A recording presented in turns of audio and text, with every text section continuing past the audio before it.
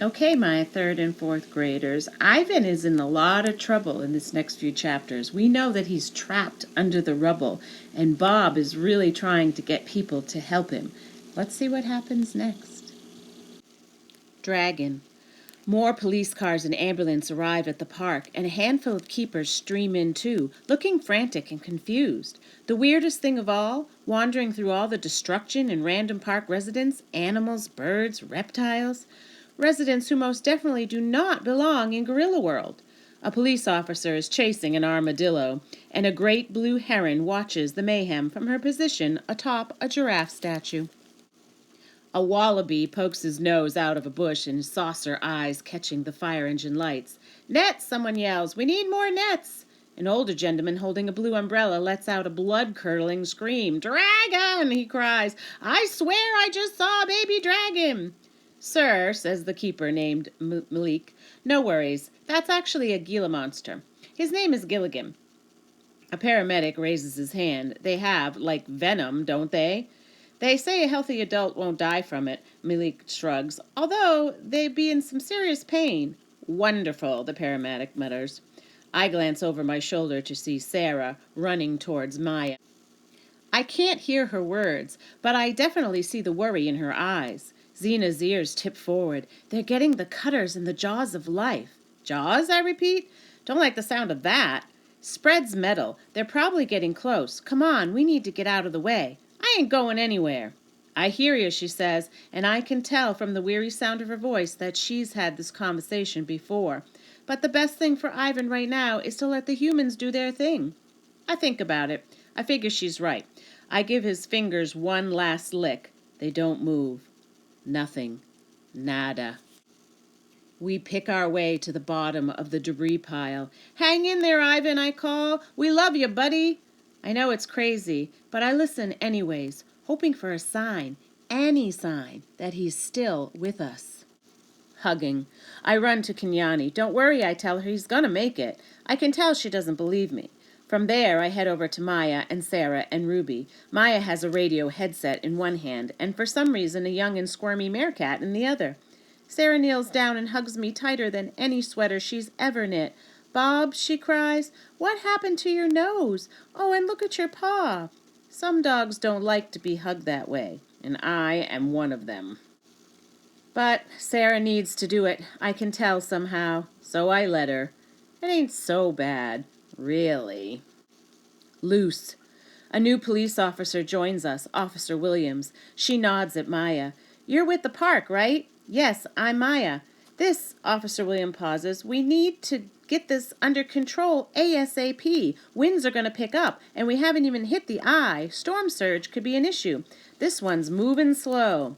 We've got a skeleton staff here, says Maya, as the meerkat attempts to eat her earring. Early reports say maybe a third of the habitats are damaged or destroyed. She shakes her head. We've got some injuries, too, some possible fatalities, too. Human? I don't think so. Anything loose that could be, a problem? Maya presses her lips together. Yup. Such as?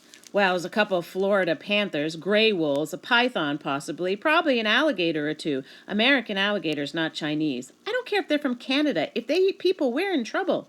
Well, they don't typically. Typically, Officer Williams repeats. Well, that's reassuring. Sarah loosens her grip on me so slightly. Maya, she asks, voice trembling, have you heard anything on the radio from George and Julia? I keep calling, but the cell towers are down. Nothing yet, Maya says, but I'm sure they're fine. The nearest shelter's over in Lincoln Elementary, says Officer Williams. You should check there. Sarah frowns. They're probably right here before the tornado hit. We're searching the park, ma'am, says the officer. We'll find them if they're here. Everybody clear out, a firefighter with a megaphone yells from a spot near Ivan. Could be danger of more collapse. We're working on this last metal beam. I look to see if Ivan's fingers are moving. Nothing. Hold on, Ivan, I yell. Nothing. Sometimes nothing is the worst sound in the world. Ruby lets out a little elephant cry, and then I realize that maybe that's the worst sound in the world. CPR. The wind dies down to whisper as if the world is holding its breath along with the rest of us.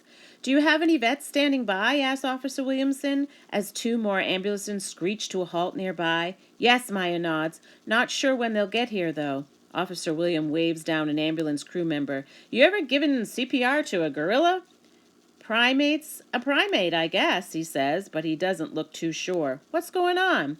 We're waiting on equipment, but we're stretched pretty thin. There's a lot of structural damage on the north side of town, says Officer Williams. They're going to get a chain and the last beam and try pulling it free with one of the cars. Somebody's under there?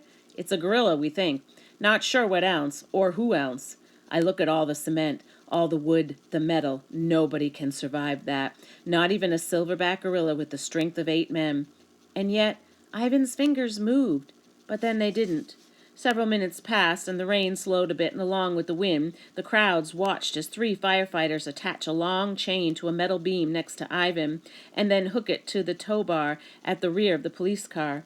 Back up, folks, called the megaphone guy. Further! The chain clanks, and the car growls, and the wheels squeal, grinding, groaning. Progress, but just a bit. A big chunk of metal has definitely moved a whisker or two. More grinding. Wheels dig holes in the ground, mud flies thick from the brown rain, a lurch, a snap, clanks and rumbles as the big beam jerks free. The rescue workers move in, digging with their bare hands. Cement and dust and metal and bits of pieces of gorilla world are everywhere. But where is Ivan? All right, third and fourth graders, they've almost gotten to Ivan underneath all the rubble. What's your prediction? Is he going to be seriously hurt, or even worse, is he going to be dead? Let me know what you think. Bye.